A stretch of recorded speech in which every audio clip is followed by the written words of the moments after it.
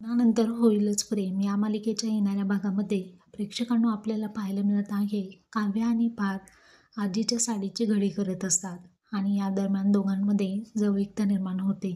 तेव्हा पार्थ काव्याच्या जवळ आल्यानंतर तिला म्हणतो, आज आजीच्या साडीमुळे आपण एकमेकांच्या जवळ आलो. इकडे आपण पाहत आहोत की घरामध्ये आजीचा वाढदिवस असतो. त्यानिमित्त आजीच्या सर्व वस्तू मांडून त्यांचं पूजन केलेलं असतं.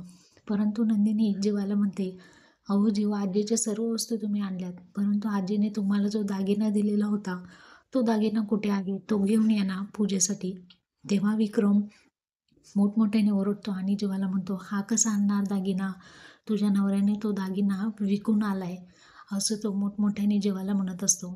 आणि जीवाच्या डोळ्यामधून आपसुकच पाणी येत असतं. तर विक्रमला वसुआत्या आणि रम्या यांनी ऑलरेडी सांगितलेलं असतं की हा दागिना जीवाने विकलेला आहे. आता नंदिनीचा विश्वास पुन्हा